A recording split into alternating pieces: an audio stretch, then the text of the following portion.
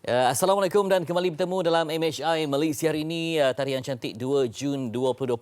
Untuk anda yang bersama kami adalah antara tetamu yang terawal singgah di rumah anda. Selasa yang permai dan bahagia, semoga sejahtera semuanya. Saya Fitri Yahya. Saya Sofia Nur Solihatun. Dan saya Harif Miswan. Ini hari kedua sebenarnya secara simboliknya kami kembali bertiga Kan? semalam. Tak Kembali biasa. bertiga semenjak. Dah lama. Sejak PKP ni kita mengahadkan berapa ramai yang berada di studio. Sangat teruja, Wak. Teruja. Dah lama tak tengok 3 orang kat sini. Saya macam Tetapi wow. jangan terlalu memuja. Sebab kalau terlalu memuja akan binasa. Okey, hari ini dah 10 Syawal 10 Syawal dan saya rasakan walaupun kita dalam tempoh PKP, masa berlalu begitu pantas. Rasa macam deras sekali waktu berlalu. Rasa baru nak bertatih untuk Ramadan, tiba-tiba dah habis, dah raya dan kita pun dah kembali pada satu benda yang tak pernah kita alami, tak pernah kita bayangkan. Mungkin waktu ini ramai yang dah gelar pengantin baru, ramai yang dah menikah, ramai yang sedang sibuk untuk pelbagai acara tapi dengan open house kan. Tapi kita kena redha dengan apa yang berlaku hari ini. COVID-19 mengubah segalanya. Pastinya. Dan secara amnya kita boleh bercakap di sini, apa yang kita melihat adalah begitu besar perbezaannya dan secara ironik kita ingatkan bila kita melalui PKP ni masa akan melalui dengan lambat, betul tak? Awal-awal kita macam mana nak lalu Ramadan dengan Syawal dan sebagainya, tetapi kita sampai hari ini telah masuk berapa hari, lebih 60 hari kita melalui PKP dan nampaknya kita memang kuat dan kita dah menjadikan norma baru ataupun kebiasaan itu begitu sinonim dengan gaya hidup kita dan itu yang kita ingin raikan. Syabas kepada anda semua kerana kekalkan disiplin dan sifat mematuhi itu sampai ke hari ini. Betul. Kita nak berbicara mengenai kelangsungan hidup kebiasaan baru dan pastinya apabila cerita mengenai norma baru, kebiasaan baru, new normal ini banyak sekali yang menjadi kebiasaan kita. Keluar pun lihat saja bagaimana kita sendiri yang memperingatkan kepada diri sendiri, kepada rakan-rakan, penjarakan sosial itu penting. Kalau nak masuk ke kedai, kita perlu beratur. Kalau dulu semua serbu je masuk. Tapi yang pastinya kita mendisiplinkan diri untuk menulis nama, mengambil kiraan suhu badan dan kemudiannya kita sendiri yang macam tolong bantu pekerja kedai itu untuk kira. Kan kalau dalam tu limit dia 20 orang saja, kita yang tolong kirakan. Ni baru 19 cik, saya boleh masuk ni. Jadi kita pula yang ambil tahu.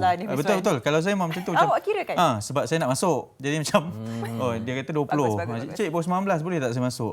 Jadi kita memang betul-betul ikutlah. Ya, tapi syarat pertama nak masuk ke mall kena sebagainya apa? Kena sihat. Ya.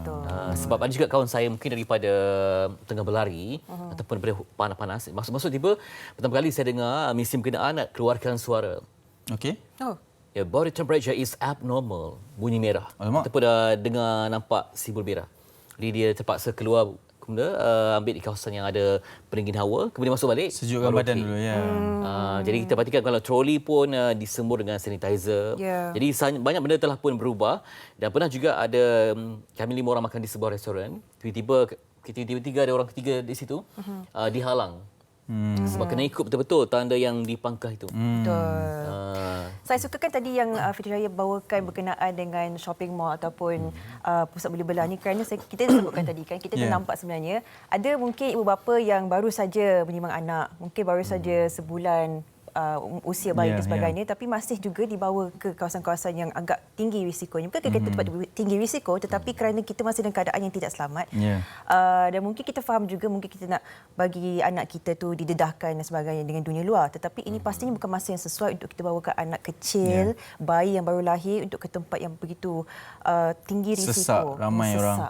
Betul. Kita faham mungkin ada alasan mengatakan bahawa tiada penjaga yang lain ataupun tidak sanggup meninggalkan anak kesorangan ataupun berdua di rumah, tetapi itu bukanlah alasan yang sepatutnya sebab kalau semasa PKP yang ketat tempoh hari kita boleh untuk keluar hanya ketua keluarga sahaja. Mengapa tidak sekarang di PKPB? PKPB ini bukanlah bermaksud kita bebas, tapi hanya diberikan kelonggaran bersyarat sahaja. Jadi sebab kita memang dah sentiasa saksikan ada juga video yang menunjukkan bahawa ada anak-anak kecil yang dibawa pergi ke pusat membeli belah, mereka bebas keluar masuk. Ada juga kedai yang tidak bagi masuk, tapi mereka boleh masuk lagi ke tempat yang sangat sesak itu. Jadi sebelum berlaku apa-apa, biarlah kita susah sekarang di rumah, di penjaga ataupun sebagainya. tapi janganlah kita menyesal kemudian Betul. ketika Ya, terkena. kita faham sebab ada industri yang belum dirancangkan. Ya. Dan kita tengok ada yang mungkin dah ada di berniaga tepi jalan kan. Dan juga mungkin ada yang dah berniaga. Tapi kita kena juga fokus kepada ada beberapa sektor yang terjejas teruk. Seperti contohnya perhotelan, pelancongan yang berkaitan dengannya. Industri yang berkaitan dengan perkahwinan, pengurusan acara, yang belum nampak sinarnya lagi. Jadi hari ini kita akan bincangkan apakah alternatif untuk anda. Kalau dulu mungkin anda mengambil ijazah tertentu kan. Tapi sekarang ni mungkin e-degree sahaja. Ya, anda mungkin tinggalkan barang di rumah sewa pelajar, tapi apa jadi? Dan ada juga yang merenggut tak dapat menguruskan barang dan paling penting juga kena bayar sewa itu. Barang masih ada di rumah berkenan kan? Betul. Jadi banyak alternatif yang perlu kita bincangkan, banyak jalan keluar yang perlu kita cari. Sesamalah kita menantikan perubahan demi perubahan, pengumuman demi pengumuman untuk kebaikan bersama. Perubahan yang tak pernah kita jangka sekalipun 2020 yang sebegini. Baik. Kita akan tinjau apa yang tertera di akhbar utama hari ini dan kita akan mulakan dulu dengan berita harian. Okey, berada bersama dengan saya. Ini berkenaan dengan satu isu yang sedang hangat juga diperkatakan, iaitu satu lagi sektor yang masih lagi dalam proses fasa perbincangan, iaitu sektor pendidikan. Dan antara yang telah pun memberikan keputusan ataupun satu perancangan adalah berkenaan dengan Kementerian Pengajian Tinggi yang telah pun mengatakan bahawa setiap proses pembelajaran akan dilakukan sehingga Disember secara dalam talian. Jadi pihak Kementerian Pengajian Tinggi KPT sedang berbincang dan mengkaji isu yuran IPT, iaitu Institusi Pengajian Tinggi yang terkesan akibat penularan pandemik COVID-19, khususnya IPT swasta yang kita sedia maklum agak mahal. IPT diminta mengambil kira faktor pelajar, tidak menggunakan kemudahan asrama, fasiliti sukan, makmal, bilik kuliah dan memberi pertimbangan memulangkan yuran yang sudah dibayar, dikurangkan atau dibawa ke semester akan datang. Mungkin ramai tanya kenapa yuran tersebut menjadi perbualan ataupun perbincangan, kerana ianya membabitkan banyak sekali faktor dan juga di dalam yuran yang dibayar oleh setiap pelajar itu ada beberapa aspek yang diselitkan, termasuklah yuran asrama, sebab sekarang memang mereka dah tidak dibenarkan duduk di asrama, mereka diberikan pulang. Jadi hanya beberapa kategori pelajar sahaja yang dibenarkan untuk kembali ke asrama ataupun kembali ke kampus. Jadi bagi mereka yang tidak diperlukan untuk kembali ke kampus, mungkin yuran asrama dan juga yuran kolej akan diberikan semula. Dan ini telah pun disahkan oleh Universiti Tan Uji Mara UiTM pindah charge ke semester berikut. Dan dianya ada dua pilihan, sama ada ingin memulangkan ataupun akan membawa charge tersebut ke semester berikutnya. Jadi untuk musim hadapan ataupun semester hadapan tidak perlu lagi membayar yuran. Dan ini disahkan oleh Naib Chancellornya, Profesor Emeritus Datuk Dr. Muhammad Azrai Kasim. Pemulangan yuran kolej kediaman itu dibuat melalui kaedah pemindahan baki ke semester berikutnya. Jadi saya pun dah sempat melihat di susur masa di Twitter sebentar tadi, ada juga beberapa pelajar di universiti lain yang mula menyuarakan pendapat dan juga cadangan bahawa mungkin yuran tersebut boleh dibawa diikut seperti UiTM ataupun dipulangkan semula kepada para pelajar dan terpulang kepada pelajar untuk mempunyai pilihan tersebutlah, sama ada membiarkan yuran tersebut ataupun apa sahaja pilihan yang diberikan. Okey, itu sedikit perkembangan berkenaan dengan Kementerian Pengajian Tinggi. Jadi difahamkan juga Kementerian Pendidikan akan mengambil keputusan dalam masa yang terdekat berkenaan dengan SOP yang akan dirangka untuk pelajar-pelajar sekolah kembali ke sekolah. Okey. Lepas itu kita nantikan perkabaran terbaru berkenaan dengan sektor pendidikan. Saya akan teruskan pula dengan antara yang begitu hangat diperkatakan pada masa kini, foreign factor. Di News Straits Times dikatakan di sini, Malaysia is facing a new challenge and increase of COVID-19 cases among foreigners in the country. And the Health DG or the Health Director General says they need to help and not stigmatise in order to stop the spread. Lanjutan di halaman kedua dikatakan di sini, the rise of COVID-19 cases involving non-citizens has presented a new hurdle for the country and its people in the battle against the pandemic. And in fact, we need to assist them so that we can halt the COVID-19 transmission in our country. Although socializing and mixing between Malaysians and non-Malaysians have always been limited, the non-Malaysians presence has always been crucial to the country's economy. Jadi apa yang dipetikkan di sini sebenarnya, kita tak perlu dan tak boleh sebenarnya untuk mengenepikan kepentingan ataupun keselamatan mereka yang juga berada di sini, mereka warga asing yang telah pun dijangkiti dengan wabak ini. Pastinya mereka mempunyai risiko tersendiri dan mereka juga perlu dibantu untuk memastikan rakyat kita juga dalam keadaan yang selamat kerana mereka masih dalam negara kita. Betul. Dan bukan itu saja, kita perlu selesaikan risiko COVID-19 ini sehabis-habis dalam negara kita dan bukan mengambil langkah untuk tidak kisah berkenaan dengan kesihatan mereka ataupun kelangsungan hidup mereka sendiri. Itu antara dititipkan di halaman kedua. Sebab ada pendapat mengatakan bahawa ialah mereka ni rakyat negara asing perlu dibawa kembali pulang ke negara asal mereka dan diberikan rawatan di sana. Tapi selagi ianya berlaku di Malaysia, pihak Kementerian Kesihatan mempunyai satu guidelines daripada WHO, World Health Organization, mengatakan bahawa ada panduan-panduan lah untuk diberikan. Dan sama juga dengan rakyat Malaysia yang kalau sekiranya dijangkiti di negara luar, juga akan diberikan rawatan yang sama. Ada panduannya ya, tuan-tuan sabar semua. Ya, jangan stigmatize dan jangan menghukum ya. Ya. Sebab kita hidup dalam dunia yang penuh dengan adab, protokol dan undang-undang serta ada arah aliran pergerakannya. Betul. Baik, di Metro ini tentang derita duka panggilan ke-6. Rider dilanggar pemandu mabuk, driver mabuk dan kata mangsa, saya tidak maafkan, nyawa tidak boleh diganti dengan wang. Dan saya kini betul-betul hilang arah, kata Zalawati Zahlan, isteri kepada pemandu yang terkorban. Dan katanya dia hilang arah sebab suaminya yang bekerja sebagai breadwinner, yang menampung semua kehidupan dan tinggalkan anak termasuk anak tiri, jadi hilang arah dan hilang punca seketika. Kalau anda baca memang sedih rentetannya, tapi amat mengharapkan supaya undang-undang perlu diperketatkan kerana suaminya menjadi mangsa. Malah bulan ini sahaja berapa ramai orang yang tidak bersalah menjadi mangsa kepada mereka yang mampu ini. Dan pada masa yang sama, pemuda tak mengaku pandu di bawah pengaruh alkohol. Dan kalau anda menonton video ini sebenarnya yang telah pun tular di laman media sosial, ini pasti satu peringatan ataupun satu perkara perlu kita perlihatkan berkenaan dengan pemanduan dan secara mabuk ini. Video itu sahaja melihatkan pelaku itu telah pun membawa menyeret motosikal itu sudah 2 km tanpa menyedari pun yang sebenarnya telah pun melanggar dan menyebabkan kematian seorang lagi manusia. Baik, kita akan teruskan dengan segala perkongsian yang kita ada hari ini dan pastinya kita mempunyai bingkisan yang telah pun disediakan berkenaan dengan 3 beradik COVID. Ini berkenaan dengan kisah 3 beradik yang pernah tular, termasuk 15 pelajar dan kaki tangan pondok yang ditempatkan di pusat kuarantin kerana disahkan positif COVID-19. Dan kini adik-beradik ini telah pun dibenarkan pulang selepas disahkan negatif dan mereka menjalankan pembelajaran seperti biasa semasa Perintah Kawalan Pergerakan Bersyarat PKPB. Laporan perkongsian ini dari Pasir Putih, Marang, Terengganu. Kita sama-sama saksikan. Akademi Pengajian Syekh Daud Al-Fatani terletak di Pasir Putih, Marang, Terengganu. Mempunyai 4 orang tenaga pengajar, Mahat Tafiz ini menempatkan 18 orang pelajar yang menjurus kepada ilmu turas dan tafiz. Kelas harian juga dibuka kepada orang ramai yang berminat untuk mempelajari bacaan Al-Quran.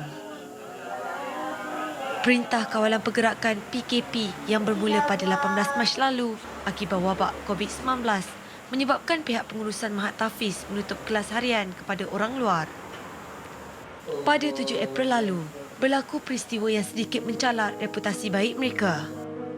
15 individu pelajar termasuk tenaga pengajar telah ditempatkan di pusat kuarantin COVID-19 di Marang, Terengganu.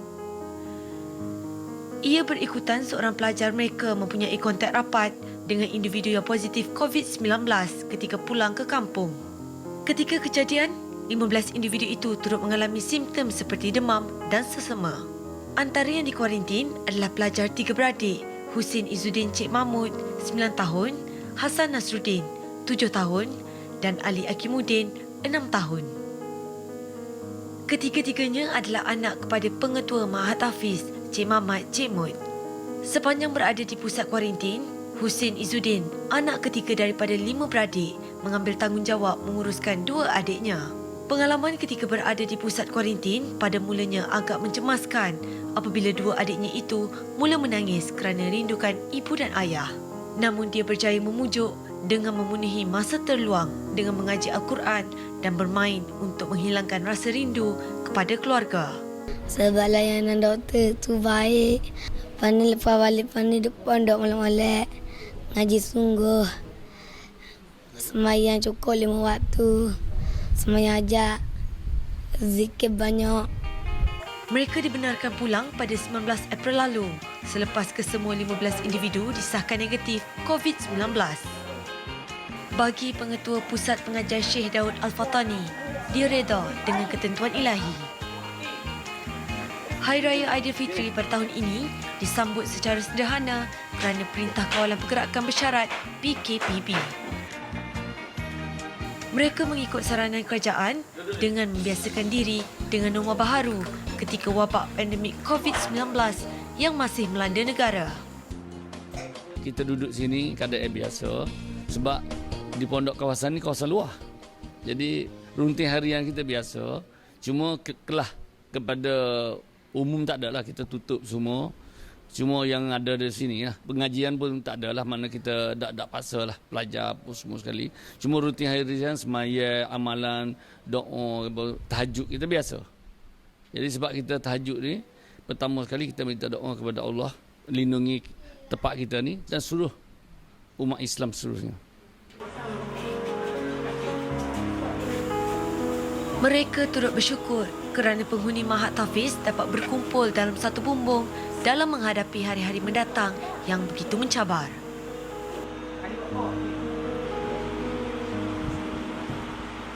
Kami warga Pondok Syekh Daud Al-Fatani mengucapkan selamat Hari Raya Aidilfitri. Maaf zahir dan batin. Baik, itu antara kisah yang boleh kita raikan sebenarnya. Yang telah pun kita melihat 3 adik-beradik COVID itu telah bebas dan disahkan negatif pada 11 April dan pastinya ini salah satu perkara yang boleh kita ingatkan diri kita untuk tidak mempunyai stigma ataupun tidak mempunyai persepsi lain bagi mereka yang pernah melalui ataupun masih melalui satu peperangan memerang wabak COVID-19 ini. Baik, bagi segmen kali ini kita sebenarnya akan melihat dan meninjau bagaimana sebenarnya disebabkan PKPB atau dalam tempoh ini kita melihat antara kes-kes yang cukup merisaukan. Di antaranya adalah berkenaan dengan kebajikan haiwan, kerana kita banyak melihat video-video tular berkenaan dengan penderaan dan juga pembunuhan haiwan yang secara berleluasanya masih berlaku walaupun kita melalui PKPB. Dan di talian bersama kita hari ini Encik Ari Dwi Andika, Presiden Persatuan Haiwan Malaysia. Selamat pagi. Assalamualaikum. Waalaikumsalam. Selamat pagi. Apa khabar, sihat ke Encik Ari?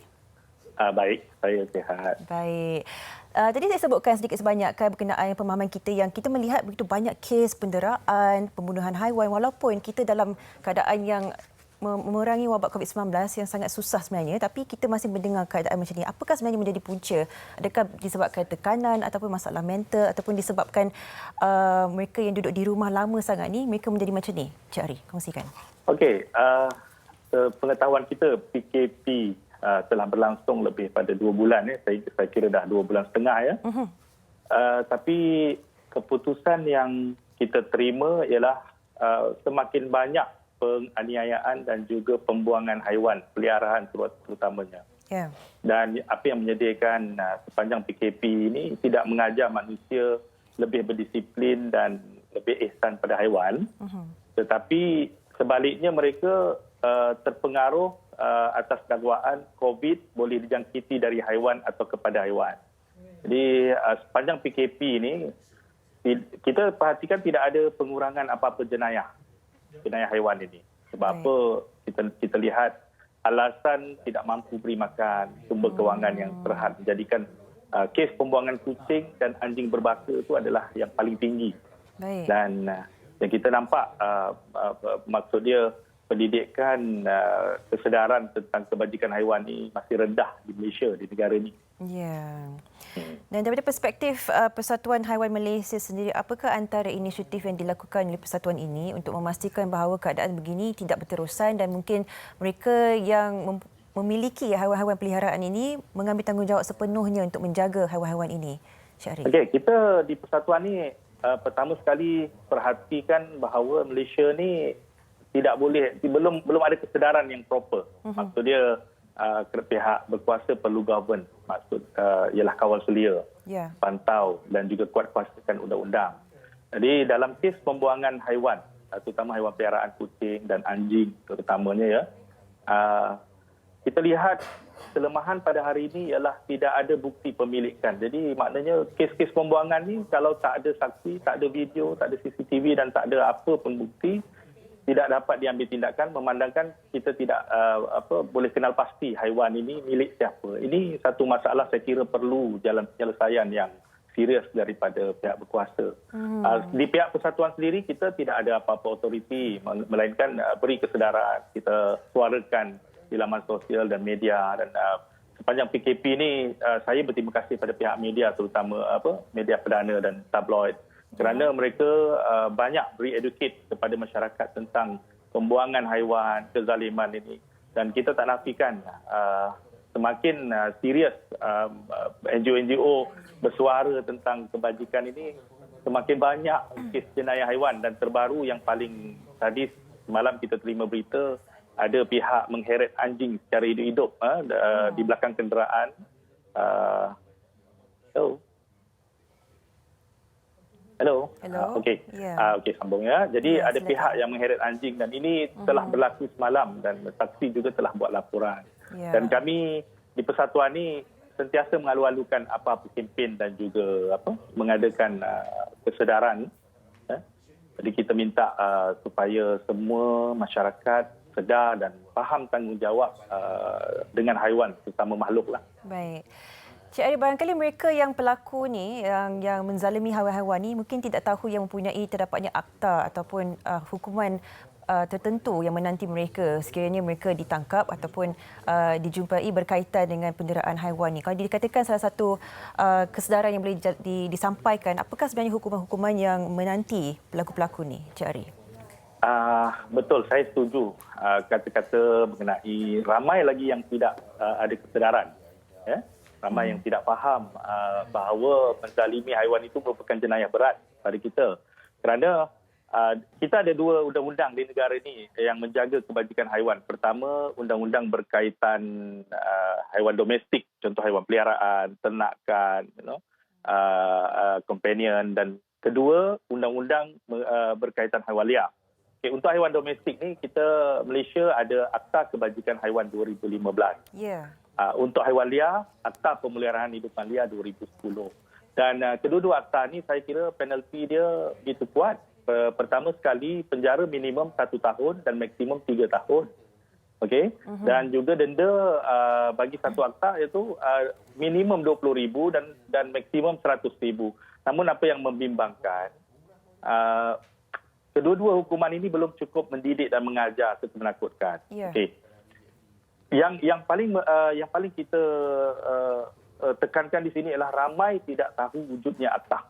Wujudnya kesalahan. Mereka kira buang kucing, buang lebih baik kita letak di pasar berbanding kita bunuh. Tetapi mereka tidak faham pembuangan itu merupakan jenayah. Jadi education, pada kami education, dan kita mencari peluang untuk menyampaikan pendidikan ini kepada masyarakat luar. Dan saya kira dia perlu bermula di kalangan para pendidik. Baik, Cik Ari, kita bercakap berkenaan dengan pendidikan kesedaran. Ini salah satu persoalan atau pertanyaan daripada penerbit kita.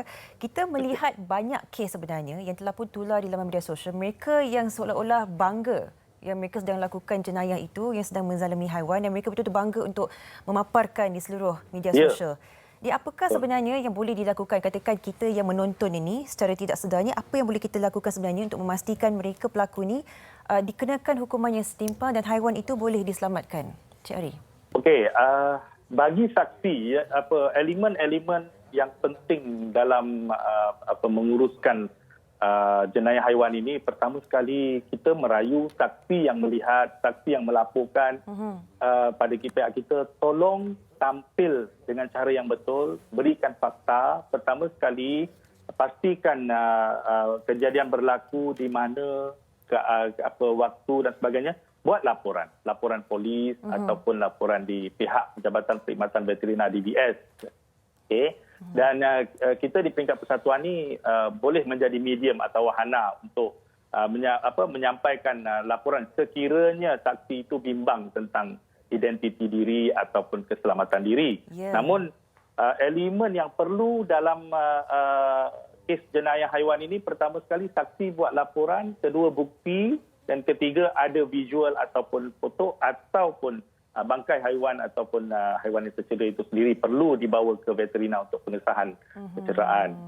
Jadi yang kita lihat masalah utama, sebenarnya saya boleh kirakan pada tahun ini saja saya anggap sudah hampir mencecah 1,000 kes aduan, pelbagai aduan di peringkat persatuan. Tetapi yang genuine, yang boleh kita ketengahkan itu amat sedikit dan masih rendah, memandangkan kebanyakan saksi tidak willing, tidak bersedia atau tidak mahu tampil untuk betul-betul kemukakan laporan. Yang ini yang membimbangkan sebenarnya. Saya kira ini satu usaha yang perlu dilakukan bersamalah untuk memastikan Ya, perkara ini betul. dibendung. Bukan hanya Betul. tanggungjawab persatuan sahaja untuk menyedarkan, Betul. tetapi orang ramai juga untuk turut serta melawan mereka ini yang melakukan kezaliman terhadap haiwan.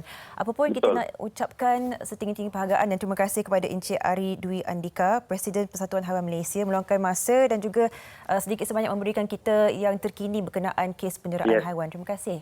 Terima kasih P3. Terima kasih. Baik, itu antara tadi yang boleh kita lihat, apa yang boleh kita lakukan sekiranya kita melihat kezaliman itu berlaku, laporan dan juga bukti yang perlu dipaparkan sebelum laporan itu boleh terus disampaikan ke pihak berkuasa. Baik, seterusnya kita ada bingkisan yang agak menarik. Ini disediakan oleh wartawan Fadli Khamis yang telah pun meninjau sebuah dusun di Rauk Pahang ketika musim PKPB. Apa agaknya nasib, apa agaknya perkembangan perniagaan durian di Malaysia? Mari kita saksikan.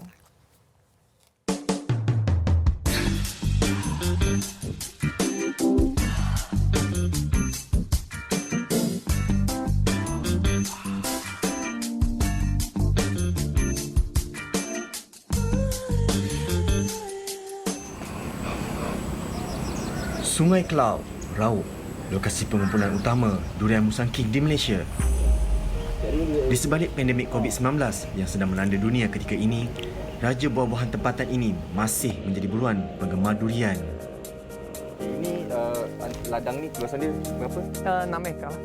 6 ekar. Jadi kita di sini, kita sebenarnya dicabar oleh COVID-19.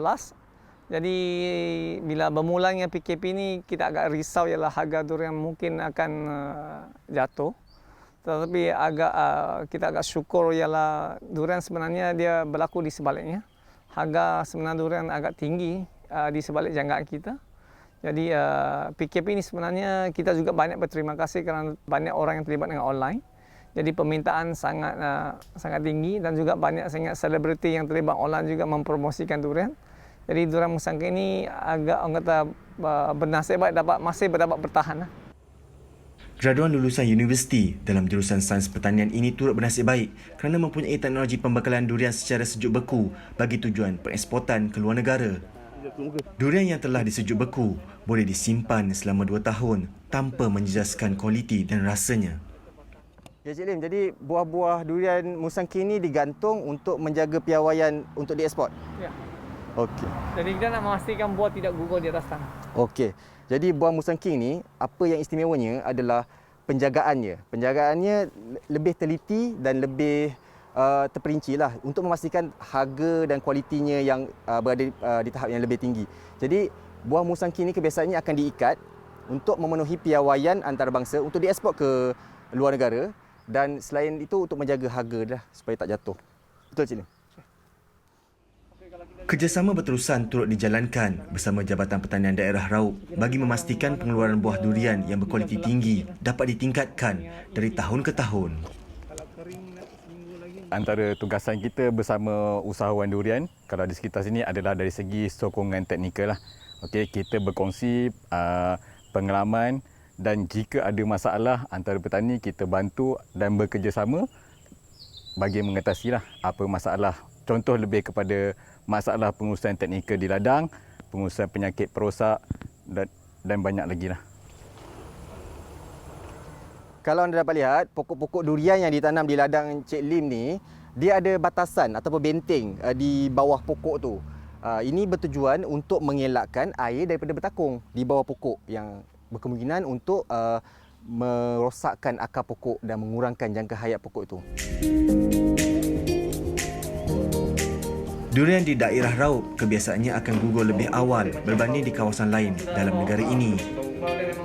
Faktor ini juga merupakan antara punca durian Musang King di Rauk menjadi penanda aras harga bagi pasaran di Malaysia. Dalam tu biji dia kecil. Keset tu. Keset.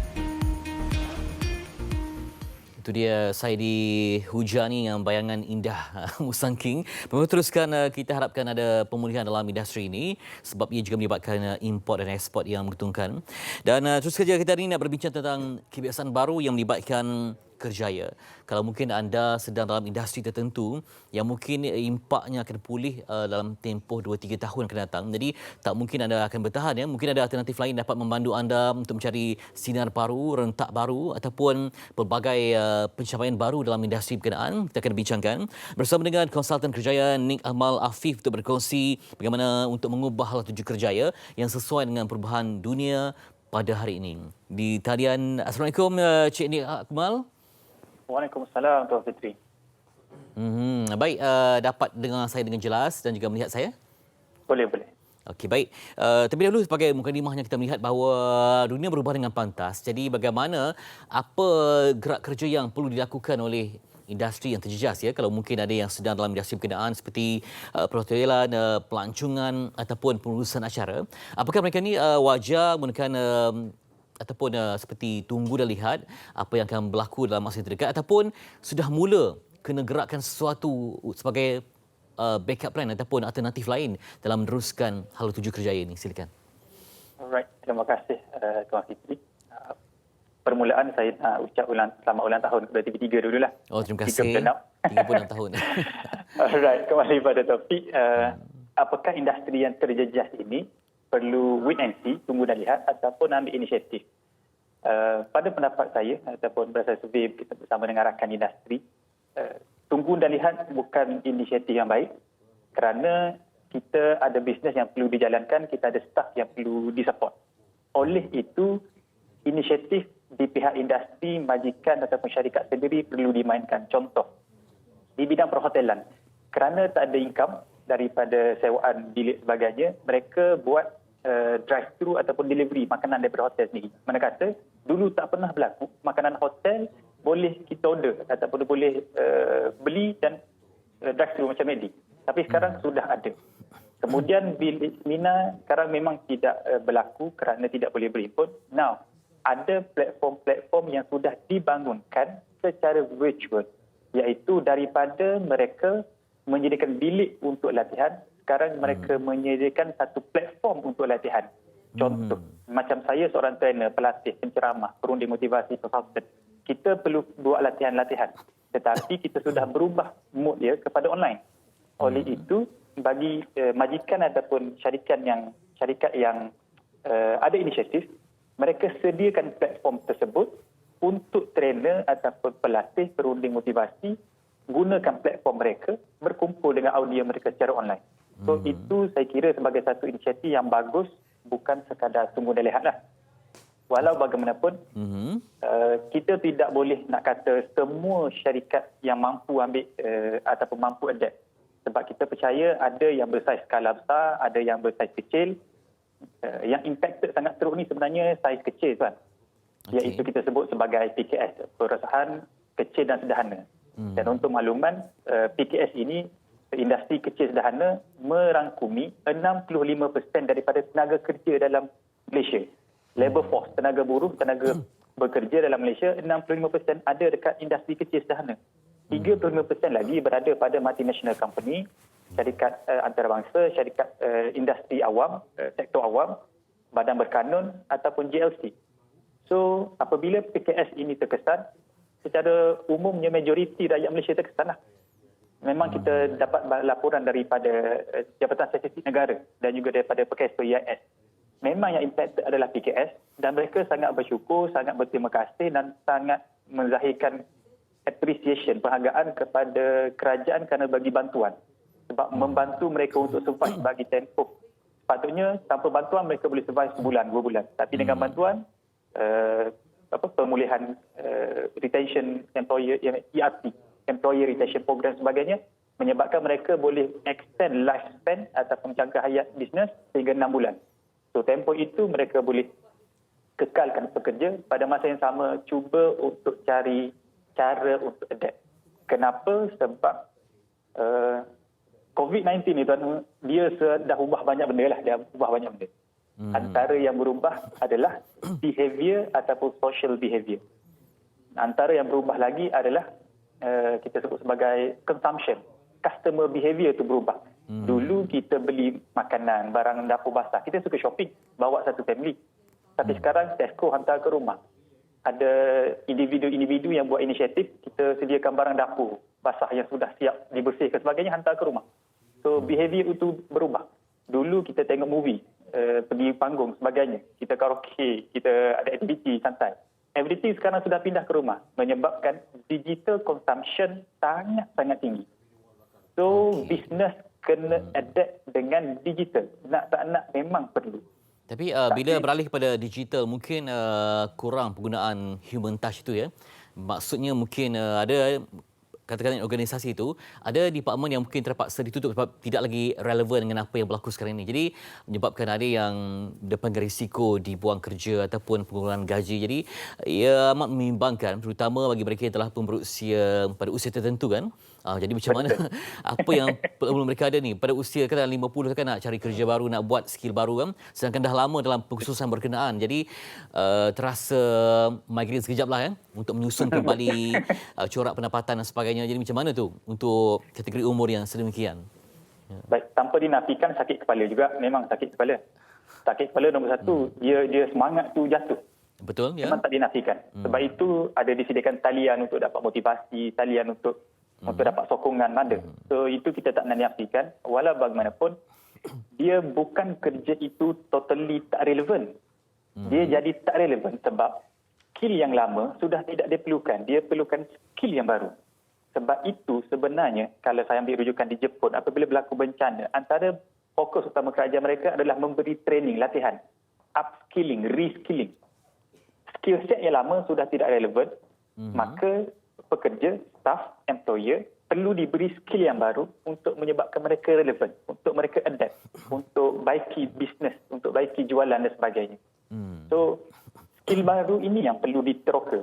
Kita memang tak boleh nak cakap, tak boleh belajar, dia kena selesa. Walaupun umur 50-an, yes, mereka terpaksa, memang kena push betul lah, keluar daripada zon selesa untuk belajar skill baru ini. Mungkin kalau dulu kita tengok contoh lah, kita ambil contoh, kaunter. Ada 10 orang yang jaga kaunter contoh. Sekarang mungkin bukan 10, mungkin sudah tinggal 4-5 orang. Kita akan sebut, dah hilang pekerjaan dah lagi 4-5 orang.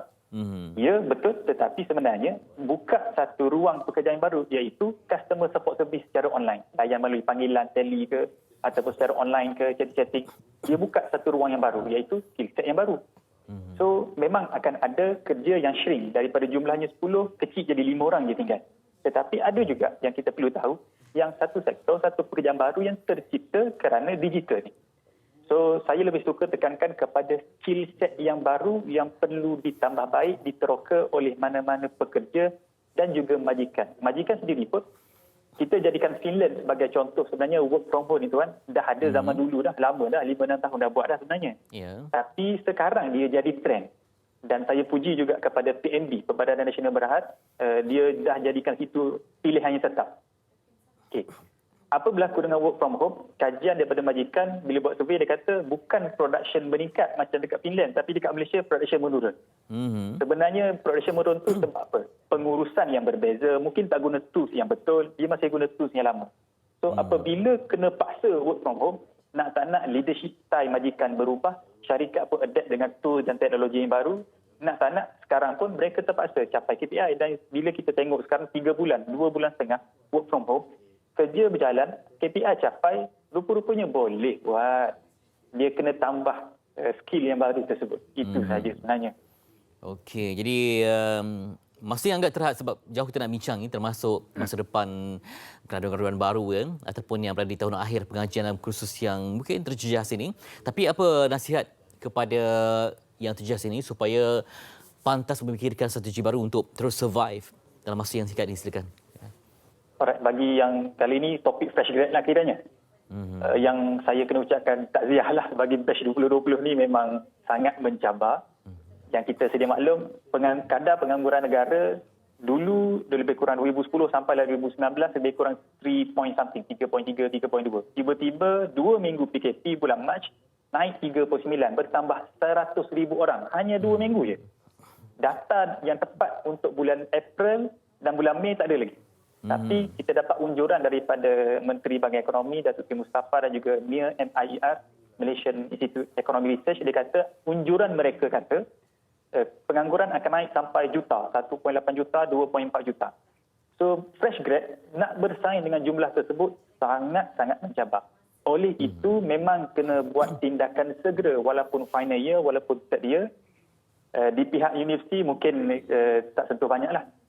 Mereka ada inisiatif kena perbaharui silibus dan sebagainya, tapi di pihak fresh grad ataupun mereka yang orang kata belia ni 29 tahun ke bawah, option pertama adalah kena persiapkan terus profil diri. Apa maksud profil diri? Resume dah kena buat, LinkedIn account kena buat, online resume kena buat, website sendiri kena buat, dah kena upgrade serta-merta, kemaskini serta-merta. Memang kena buat. Account Jobstreet ke, Grad Malaysia ke, graduan sebagainya, job portal tu dah kena start dah. Start from even you third year, second year, final year, lagi-lagi lah kena buat. Kemudian seterusnya adalah yang kedua, tolong dapatkan RIKI, survey, bantuan-bantuan inisiatif daripada agensi kerajaan. Baik. Contoh agensi yang sangat bagus yang berikan adalah MDEC. Dia buat kerjasama dengan Coursera, tawarkan 3,800 kos digital online, siap dengan sijil. Ini kalau nak pergi dapat sijil buat kos online ni, saya subscribe. Itulah, kita kena banyak lagi berbincang ni, Cik Nia Kemal. InsyaAllah, itu tadi dapat kita gambarannya. Seperti Ahmad telah menduga perasaan disebut perkataan takziah itu, tapi semoga ada perancangan yang rapi, ada sinar, ada kreativiti untuk bersaing, kompetitif. Bapak, terima kasih kepada Cik Nia Kemal berkongsi haluan kerjaya dengan kita baik-baik ini. Baik. Ya, Cik Nia Kemal Afif, konsultan kerjaya yang berkongsi tentang mengubah hala tuju kerjaya, terutama yang sedang bergraduasi ataupun yang sedang membuat persiapan perubahan dalam aliran kerjaya. Semoga ada kejayaan untuk kita bersama. Begitu juga nak berkongsi ini tentang beraya di wad kanak-kanak. Wartawan Nur Hidayah dalam laporannya untuk bagaimana meninjau suasana di hari yang cukup syahdu ini. Saksikan. Ward 10B Onkologi Kanak-Kanak. Ia menempatkan kanak-kanak yang menghidap penyakit kanser. Tatkala orang ramai bergembira di hari raya, kanak-kanak di sini masih lagi menanti kemenangan dalam melawan kanser yang dihadapi. Berusia 13 tahun, Ana Syuhada telah disahkan mengalami kanser tulang sejak minggu lalu. Syawal pada kali ini merupakan sambutan pertamanya di hospital bersama ibu dan ayah. Mula-mula tu memang sangat-sangat down. Saya, ayah dia, adik-beradik dia pun sangat-sangat sedih. Tapi bila dah masuk sini untuk rawatan yang pertama yang dia start kemo, start pasang kemo pot dan kemo start semua, alhamdulillah parents kat sini sangat-sangat supportive. Saya dah tanam azam saya tak nak sedih, saya tak nak nangis depan dia sebab saya nak dia kuat. Macam anak-anak yang lain yang dah sembuh. Ibu-ibu apa kat sini pun semua sangat kuat. Sehari sebelum buat raya tu memang doktor cakap dia akan stay sini. Teruslah. Tapi alhamdulillah sambutan raya kat sini membuatkan kita lupa sekejap kita berada di wad. Sangat meriah. Happy lah, meriah kat sini. Tapi itulah nak balik tu ada. Begitu juga dengan ibu kepada anak berusia setahun ini. Saidah Zahira telah disahkan menghidap kanser mata sejak berusia 5 bulan. Ternyata Aidilfitri kali ini amat berbeza bagi ibunya berbanding sebelumnya. Raya tahun ni saya rasa memang akan saya kenang bila-bila. Memang tak pernah beraya di hospital. Sebentar lagi untuk keadaan anak yang sakit dan last saya ke kemo. Alhamdulillah lah kita dipertemukan dengan ibu bapa yang senasib. So rasa kuat sikit lah. Sebab dalam dia masih kecil, banyak lagi benda dia nak kena belajar. Sebab saya fikir sampai bila saya perlu berada dengan dia. Dia ada satu masa nanti saya dah tak ada, dia perlu hidup sendiri. So saya harapkan dia boleh sembuh lah.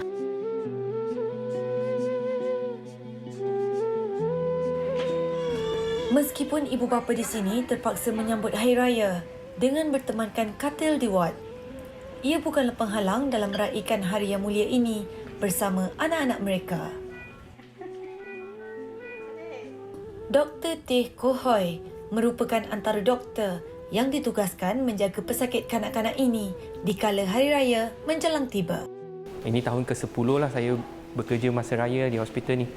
Kebiasaannya tahun-tahun sebelum ni keluarga mereka akan datang melawat, mereka akan semua pakai baju raya, makan bersama, berbuka pada hari raya pertama dan juga hari raya kedua.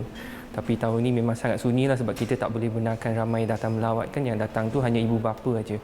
Kalau ada pun anak-anak yang sudah lama tak jumpa mak mereka sebab anak tu dah duduk, anak yang sakit tu duduk buat lama. So adik-beradik dia dah lama tak jumpa mak ayah dia. Dia datang untuk ambil gambar ajalah, sekejap ajalah. Lepas tu kita terpaksa suruh mereka tinggalkan buat. Syawal yang berbeza buat 38 orang kanak-kanak yang terpaksa menyambut Hari Raya Aidilfitri di hospital ini bersama dengan ibu dan bapa kerana sakit yang dihadapi. Dan sekarang ini saya berada di salah sebuah ward di Hospital Tunku Azizah iaitu ward kanser. Bagaimanapun pihak kaki tangan dan juga pihak hospital tidak melupakan mereka dengan memberi kemeriahan iaitu membuat jamuan Hari Raya untuk mereka yang ada di sini. Kita nak menggembirakan mereka di hari raya sebab mereka tak boleh pulang ke kampung kan, tak boleh berhari raya di rumah. So kita wujudkan suasana tu di hospital dengan kita adakan jamuan semasa hari raya dengan misi-misi semua. Kita berhari raya lah. Berat mata memandang, berat lagi bahu yang memikul. Itulah perumpamaan yang menggambarkan pengorbanan dan kecekalan ibu bapa menyambut Aidilfitri di hospital untuk bersama-sama anak mereka dalam perjuangan melawan penyakit kanser. Tiada lain yang diharapkan pada Lebaran kali ini selain melihat anak tersayang kembali sihat seperti sedia kala.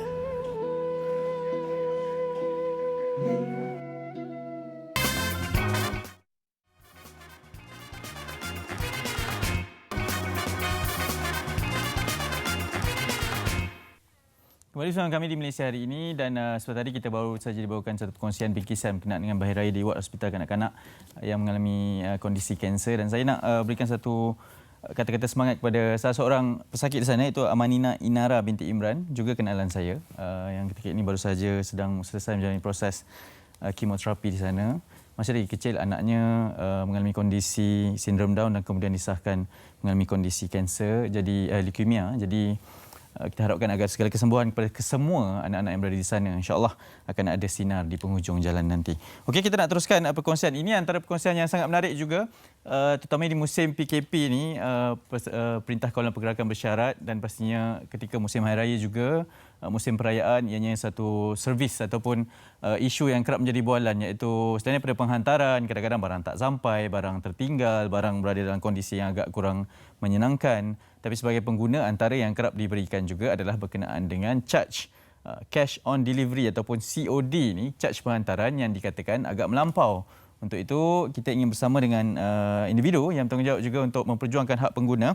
Itu yang berada bersama dengan kami di talian panggilan video ini adalah Encik Samsudin Muhammad Fauzi yang di-Pertua Persatuan Keselamatan Pengguna Kuala Lumpur ataupun PKP. Menarik juga nama singkatan ni, PKP, Persatuan Keselamatan Pengguna Kuala Lumpur. Encik Samsudin, Assalamualaikum, selamat pagi. Waalaikumsalam, selamat pagi. Terima kasih yang pertama akan sudi bersama kami. Selamat Hari Raya juga kita ucapkan. Selamat Hari Raya. Sama-sama, maaf zahir dan batin. Maaf zahir dan batin. InsyaAllah. Mungkin Encik Samsudin sebagai permulaannya charge COD ni ataupun penghantaran ini, sebenarnya bagaimana dan apa kadar yang berpatutan yang sepatutnya perlu diterima, dikenakan oleh penghantar dan dibayar oleh pengguna?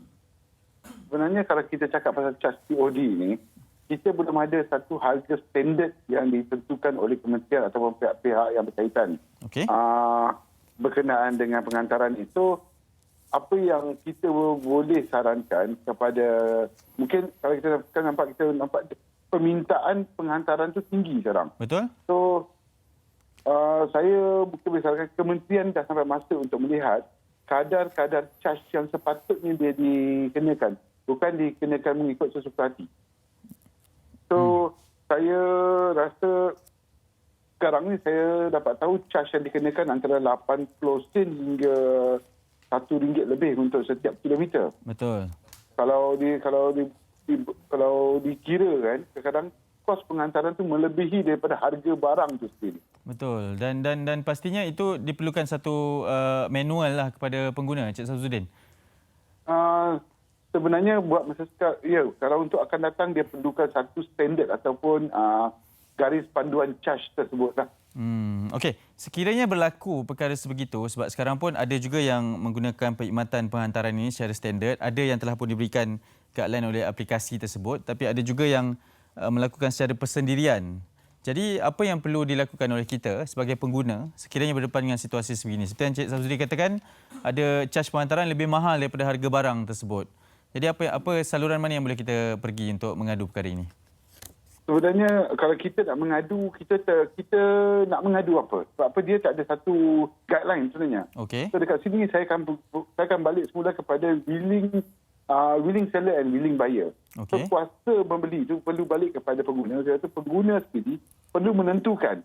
Kalau anda kata kos pengantaran itu terlalu mahal, so pada saya tidak adil untuk pengguna saja yang menanggung. So sepatutnya penjual juga mengambil tanggungjawab untuk mengurangkan kos pengantaran. Iaitu penjual ni mungkin dia boleh lantik pengantar-pengantar yang mana boleh bagi harga lebih rendah untuk barang itu sampai kepada pengguna. So dalam hal ni saya juga melihat sepatutnya penjual juga menanggung sebahagian kos pengantaran tersebut. Tak boleh diletak kepada pembeli sahaja kerana keuntungan itu tetap kepada penjual. Okey, baik. Ini juga satu kolaborasi yang baik. Tetapi dari sudut orang tengah itu, Cik Samsudin, kepada yang menghantar itu ataupun tukang penghantar ini, apa pertimbangan yang mereka perlu berikan sebelum mengenakan suatu charge tersebut? Okey, Of course lah mereka ni kalau boleh nak lagi tinggi kan. Pasal benda tu satu yang menguntungkan dan mereka menganggap itu sebagai satu kerjaya. Okey. Tetapi pada saya kalau kos pengantaran itu sampai 80 sen satu kilometer ataupun RM1 lebih, terlalu tinggi sangat. So, kalau dia perlu menghantar, kalau dia kata barang tu, kalau contohnya makanan lah kalau kita katakan. Makanan masa PKP ramai order makanan ni. Betul. So kalau makanan tu harga RM5, kos pengantaran tu pula mungkin RM10 ataupun RM15, saya rasa terlalu tinggi sangat. Ya. So pada saya tetap akan balik kepada penjual tadi. Penjual tu perlu memikul tanggungjawab bersama. Okey, baik. Ini satu perkembangan juga berkenaan dengan COD yang dikatakan ini. Tetapi step pertama ataupun langkah pertama sekiranya kita sebagai pengguna berdepan dengan situasi ini. Okey, kalau menurut Cik Samsudin adalah untuk berkolaborasi dengan penjual. Tetapi sekiranya penjual memang mereka memikirkan perniagaan mereka sahaja, tukang hantar juga memikirkan servis yang mereka lakukan. Tapi langkah pertama yang perlu kita lakukan, sama ada kita terus tidak memesan barang yang ingin dibeli tersebut atau kita nego, tawar-menawar bersama dengan penghantar? Okey. Pertama sekali saya ingin tekankan, pengguna harus faham tentang kuasa pengguna. Gunakan kuasa pengguna di sini. Okey, yang pertama sekali apabila penjual itu mengiklankan produk mereka, pastikan dalam iklan itu tertulis juga berapa caj pengantaran per kilometer. So dekat situ pengguna boleh membuat perbandingan. Penjual manakah yang menawarkan kos pengantaran yang paling murah sekali. Okey, untuk mendapatkan kos pengantaran yang murah tadi itu, penjual tadi juga akan memilih siapakah yang boleh hantar dengan lebih murah. So dekat situ tu akan berlakulah persaingan yang sihat, maka pengantar-pengantar ni akan mula menawarkan harga yang lebih murah. Kerana penjual-penjual juga ingin mencari yang mana yang lebih murah. So, sebab tu saya rasa kuasa pengguna tu boleh digunakan dekat sini. Kerana dalam situasi ini, pembeli tadi itu juga adalah pengguna, penjual itu juga sebenarnya adalah pengguna. Kerana penjual itu akan menggunakan khidmat kos pengantaran tadi itu. Okey, baik. Ya, saya. Okey, baik. Melihat kepada situasi ini, sebab apa yang dibentangkan sebelah tadi masih lagi belum ada satu panduan secara standard yang dibentangkan ataupun digariskan oleh pihak kerajaan dan kementerian. Tapi sekiranya diberi peluang, apa yang pihak Persatuan Keselamatan Pengguna Kuala Lumpur terutamanya yang boleh mencadangkan kepada pihak berkuasa, pihak autoriti untuk membuat satu garis panduan berkenaan dengan COD ni ataupun penghantaran ini? Saya nampak kementerian yang paling tepat boleh kawal perkara ini adalah Kementerian Perdagangan Dalam Negeri dan Hal Ehwal Pengguna, KP dan HCP. Mungkin perlu ada satu charge standard dan juga pengantar-pengantar barangan ini juga perlu didaftarkan. Perlu didaftarkan seperti mempunyai satu kad permit khas ke atau sebagainya untuk kita kawal mereka supaya tidak membuat COD cekik darah seperti tajuk kita pagi ni. So, saya rasa perlu ada satu langkah segera kerana sekarang kerajaan pun menggalakkan pembelian atas talian. So, untuk mendukung atau matlamat kerajaan ni, kita perlu ada satu standard ataupun charge yang sepatutnya dikenakan terhadap pengguna, iaitu sama ada penjual ataupun pembeli. So tak boleh letak harga sesuka hati. Kalau nak, dia kata kalau perlukan pengantaran ada banyak ni. Itu maksudnya harga yang kita tak boleh nak runding. Maksudnya telah ditetapkan oleh mereka. Yeah. So dekat sini juga saya ingin menekankan juga satu lagi, pengguna, saya akan berbalik kepada kuasa pembeli tadi. Yang penting pertama sekali pengguna jangan merasakan sampai tiada pilihan. Kerana pengguna sentiasa ada pilihan di tangan mereka. Yeah. So sekiranya mereka merasakan barang itu bukan keperluan. Bukan keperluan, hanya sekadar kemahuan.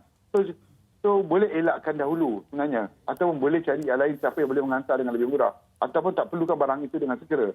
Selalunya COD cekik darah ni adalah yang menyebabkan barang-barang yang perlu dihantar dengan segera. Ya, dan itu pastinya antara pilihan jugalah. Tetapi saya sangat tertarik dengan mesej yang disampaikan bahawa pengguna perlu menggunakan kuasa pengguna dan pengguna sentiasa mempunyai pilihan.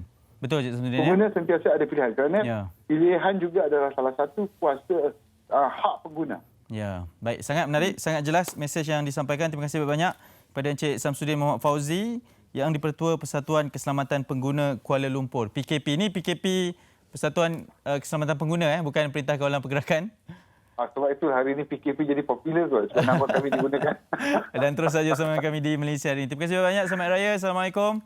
Waalaikumsalam. Sama-sama kita. Ya, baik. Itu antara mesej yang perlu diambil kira kerana ialah sekarang ni memang musim dan permintaan yang sangat tinggi kepada segala jenis barang penghantaran. Kalau boleh mana-mana kedai sekalipun, walaupun kedai tersebut hanya berada di depan rumah saja, tapi kita mahu khidmat penghantaran itu dan pastinya kuasa pengguna perlu dilakukan kerana pengguna sentiasa punya pilihan.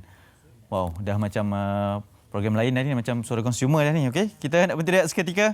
Selepas ini, kita akan bawakan satu lagi topik perkongsian dari sudut pandang yang sangat menarik, iaitu nasib hotel bajet dan pengurusan kebiasaan baharu bersama Fitri Yahya di Malaysia hari ini. Jangan ke mana-mana. Kami daripada Tim Raya KL mengucapkan Selamat Hari Raya Aidilfitri. Maaf zahir dan batin.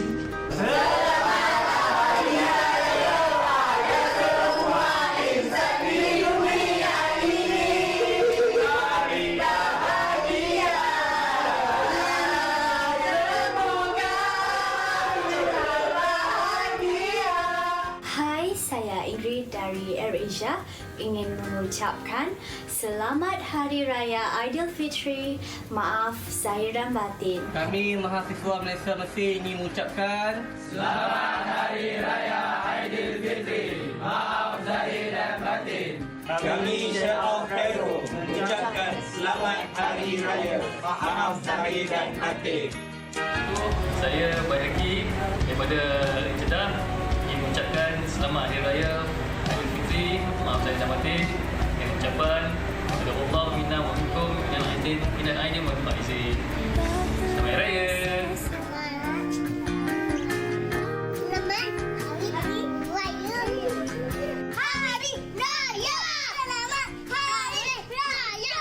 Kami mahasiswa Al-Azhar Mesir ingin mengucapkan Selamat Hari Raya Aidilfitri. Stay at home. Kami mahasiswa Melaka Mesir ingin mengucapkan Selamat Hari Raya Aidilfitri. Maaf zahir dan batin. Kullu am wa antum bil khair. DKAIMM keluarga kita. Ketakwaan asas kemenangan. Selamat Hari Raya. Maaf zahir batin. Abdullah Taqiuddin, Al-Azhar University, Fakulti of Medicine, Cairo, Egypt. Kami, keluarga MBZ, mengucapkan Selamat Hari Raya Aidilfitri. Maaf zahir dan batin. Saya Ahmad Jaluddin bin Zakaria daripada Kahirah, Mesir ingin mengucapkan Selamat Hari Raya Maaf Zahir dan Batin kepada semua muslimin dan muslimat.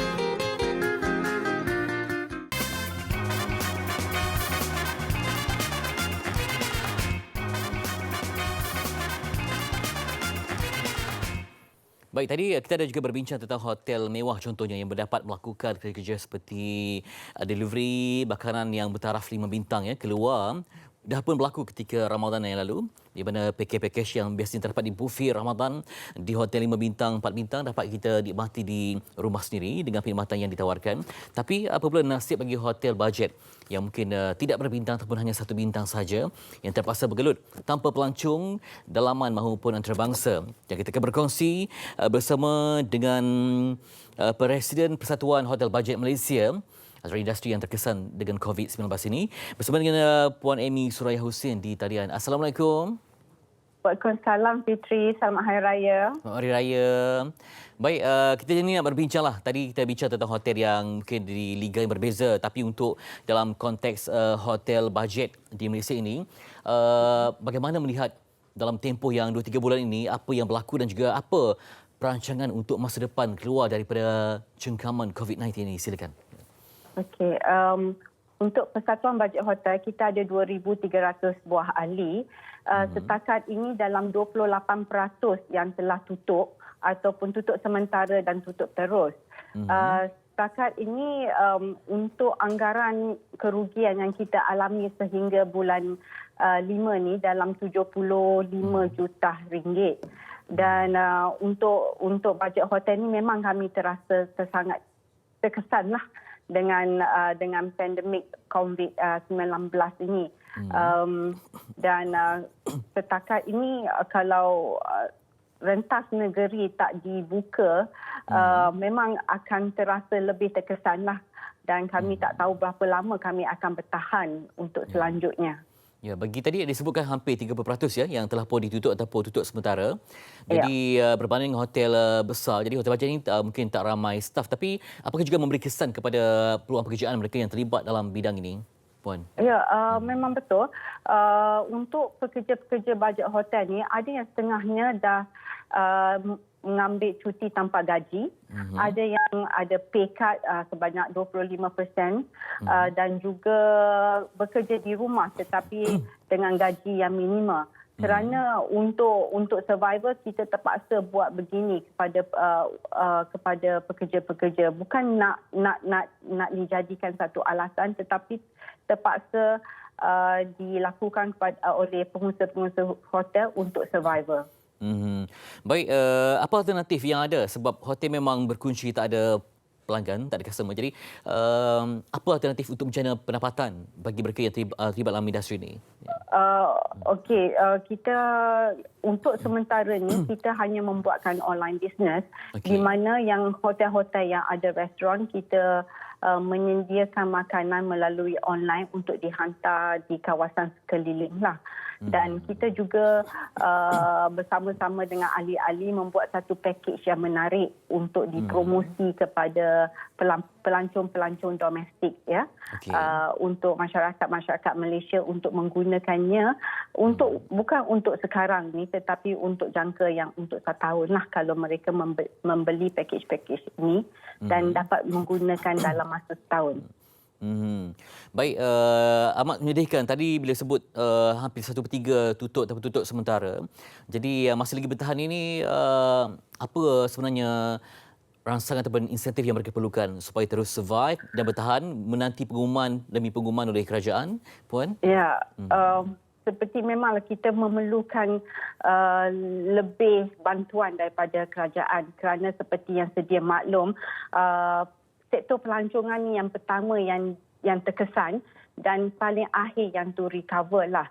Jadi untuk bajet-bajet hotel ni seperti yang kita telah kerajaan wawarkan yang kita boleh dapat daripada SRF punya fund tu, Special Relief Fund. Tetapi bila kita pergi ke bank-bank tempatan, mereka berkata sektor pelancongan risikonya tinggi, tak dapat nak memberikan fund tersebut. Dan kepada begitu juga kepada pinjaman mikro daripada BSN 75,000 tu, sehingga sekarang ramai ahli-ahli tidak dapat jawapan yang selanjutnya. Jadi saya harap daripada pihak kerajaan dapat membantu kami bajet-bajet hotel untuk survive. Bukan untuk survive bagi pihak pengusaha tetapi juga survival untuk pekerja-pekerja kami. Jadi untuk subsidi yang telah diberikan kepada kami iaitu subsidi gaji, subsidi wages tu 1,200, kami haraplah kerajaan dapat panjangkan lagi sehingga 6 bulan. Maknanya sekarang ni kalau kerajaan bagi untuk 3 bulan sehingga bulan Jun, kami harap boleh dipanjangkan lagi 3 bulan, dan juga caruman KWSP yang dicarumkan oleh majikan, kami harap benda ini dapat dikecualikan selama 6 bulan. Dan utility yang seperti api, air dapat diberi 50% diskaun sehingga setahun lah.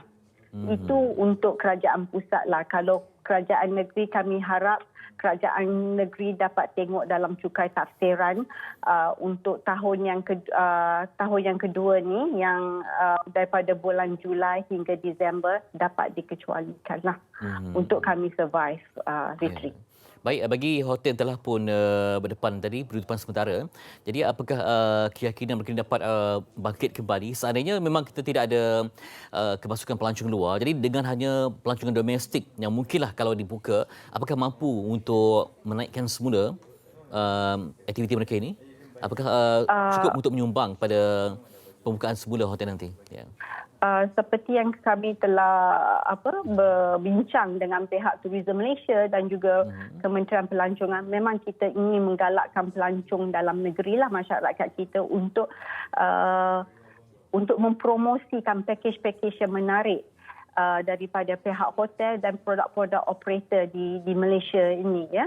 Jadi saya pasti benda ni tak akan kita nampak dalam masa 1, 2 atau 3 bulan, tetapi dalam jangka masa yang panjang, mungkin ke 3 bulan ke atas ni kita akan nampak impaknya kembali balik untuk pelancong-pelancong dalam negeri ini untuk beriadah lah. Seperti yang dulu stimulus package yang pertama yang telah diwar-warkan, jika kita melancong di dalam negeri, kita akan diberi kecualian RM1,000 exempted tax, ya. Jadi saya rasa pihak masyarakat perlu mengambil inisiatif ini untuk melancong dalam negeri, untuk juga seperti saya tahu masyarakat pun masih banyak tempat-tempat yang menarik di Malaysia ni belum kita kunjungi. Jadi dengan cara ini saya rasa pakej yang menarik dapat membantu pihak-pihak hotel dan juga tua-tua operator yang lain. Baik, terima kasih atas perkongsian fakta dan pengalaman oleh pihak Puan. Jadi akhir sekali, apa harapan yang mewakili ribuan pengusaha hotel bajet? Apakah harapan yang ingin dizahirkan kepada semua yang menonton MHI pada hari ini? Silakan Puan Amy. Ya. Untuk saya harapkan kita dapat bertahan. Tapi kita juga mengharapkan daripada pihak kerajaan dapat melonggarkan sikit PKP, di mana boleh rentas negeri antara zon hijau ke zon hijau supaya pelancong kita punya masyarakat dapat berjalan, dan juga SOP untuk yang mengendalikan seminar di hotel-hotel dapat ditelitikan supaya benda ni dapat dilaksanakan dengan segera. Baik, insya-Allah kita doakan dipermudahkan demi kemakmuran bersama, ekonomi yang ampuh untuk semua. Itu tadi temu bersama dengan Puan Amy Suraihusin, Presiden Persatuan Hotel Bajet Malaysia, yang memaklumkan bahawa hampir 30% hotel bajet ditutup ataupun ditutup sementara. Kita harapkan ada pemulihan yang luar biasa berlaku untuk hotel-hotel di Malaysia ini. InsyaAllah. Ya. Okay, baik. Terima kasih Puan. Terima kasih. Itu dia tadi diskusi tentang dunia pelancongan yang kita harapkan kesannya tidaklah berpanjangan, ya, sebab kita semua mengharapkan ada cahaya baru untuk kebaikan bersama. Kita akan beresakan nanti bersama dengan artis undangan juga secara virtual selepas ini di MHI. Terus bersama kami.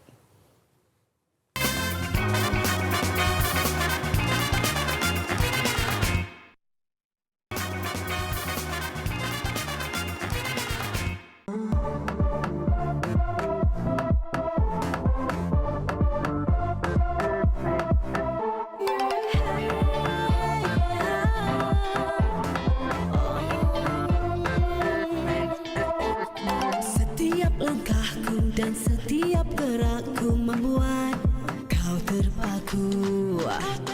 Setiap tuturku dan setiap kataku membuat kau membeku.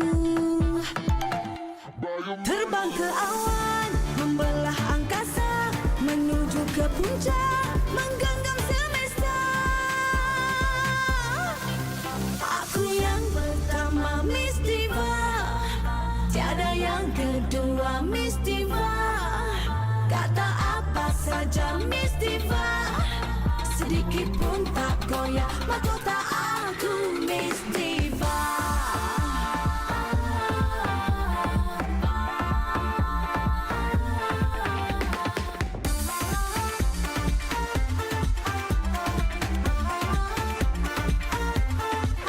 Aku kesini, engkau ekori. Aku kesana, engkau hampiri. Apa ku lakukan, engkau perhatikan. Tidak senang, panas perasaan. Terbang ke awan, membelah angkasa, menuju ke puncak, menggenggam semesta. Aku yang pertama Miss Diva, tiada yang kedua Miss Diva. Kata apa saja Miss Diva, sedikit pun tak goyah mahkota aku Miss Diva.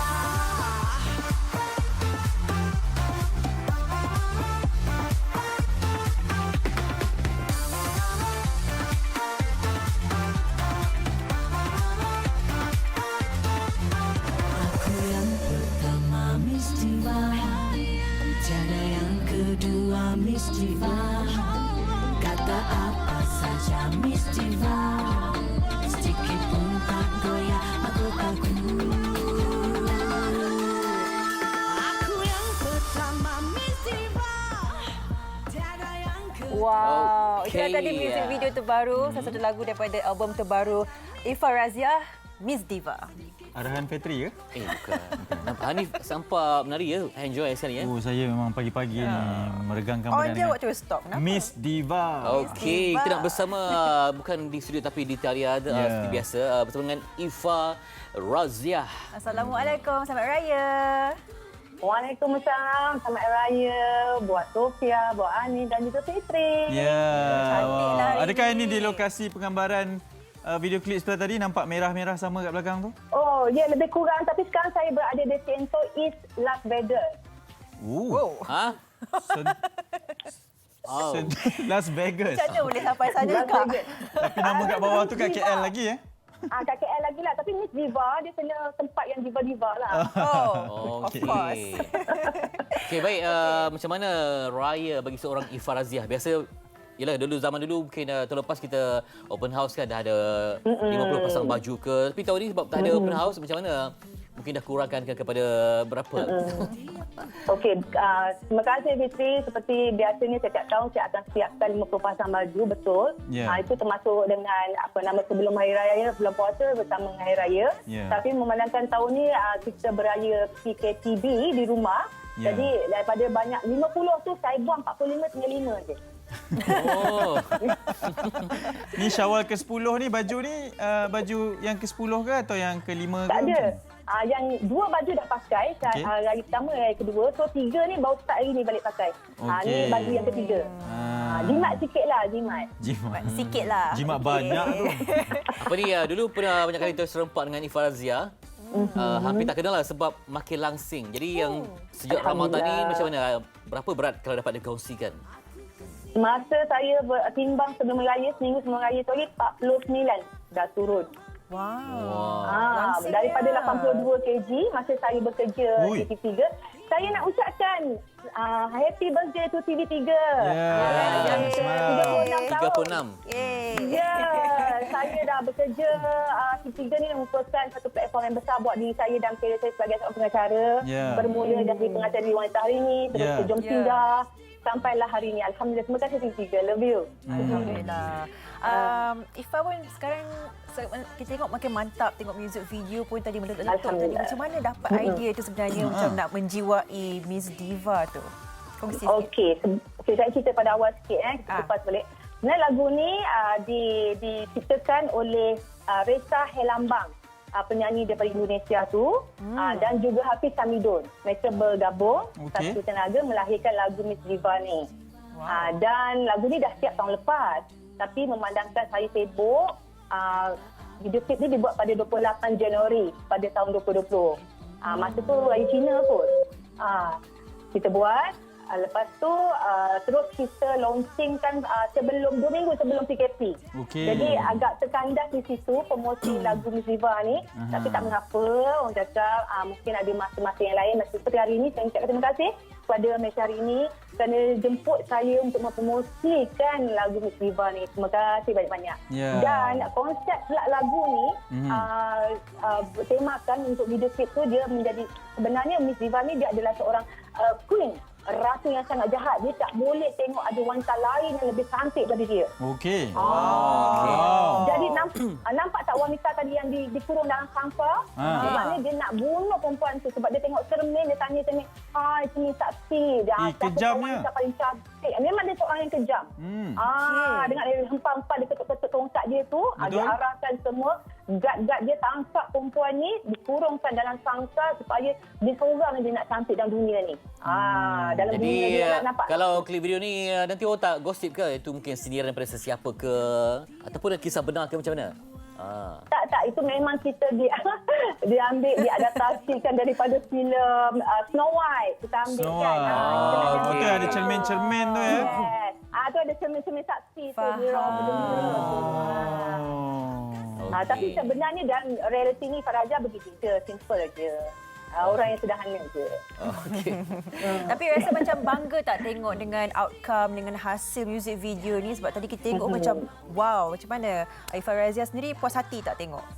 Sampai Alhamdulillah, video klip ni diarahkan oleh Syahid Usdan, seorang pengarah muda yang sangat berbakat besar dan satu tim macam kita buat filem. Kita bekerja untuk video klip ni mengambil masa 24 jam satu hari.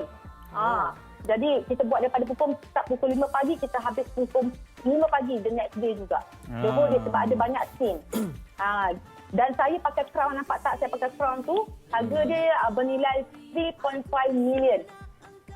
Wih, betul-betul lah. Crown yang betul. Itu crown betul yang ditaja oleh Sarah Jewel kepada saya sepanjang pengabaran video klip berlangsung. Memang diva betul-betul Walaupun itulah realitinya pada PKP ni kan, ramai artis yang terjejas pendapatan ya.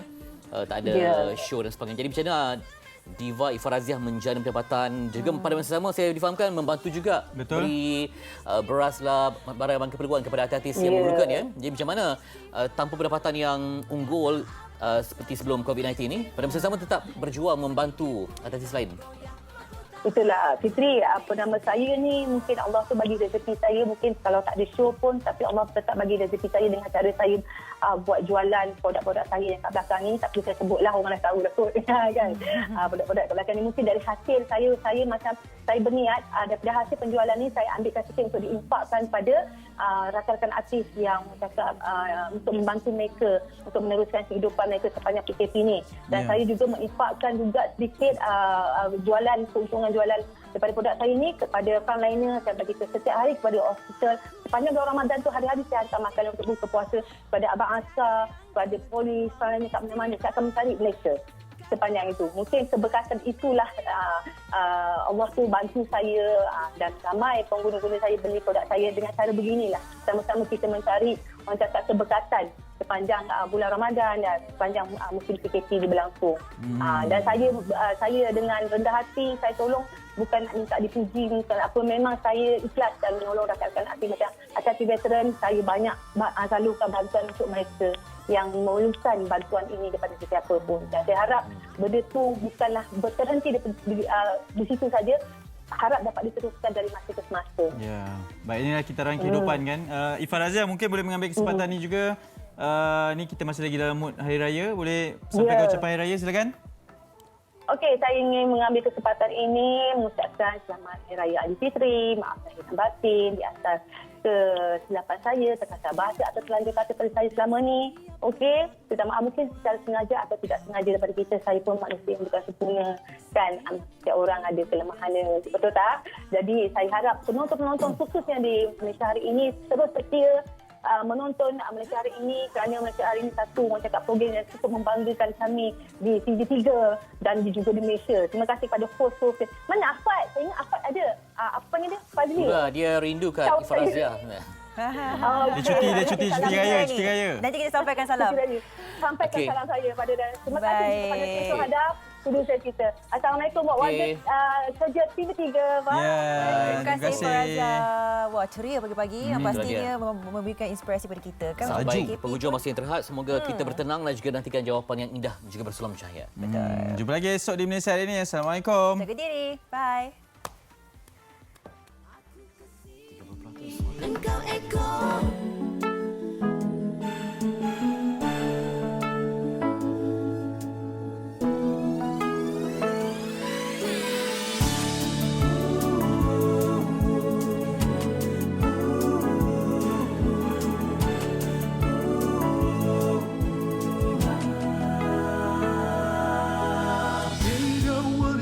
Challenges, the sound of peace has changed.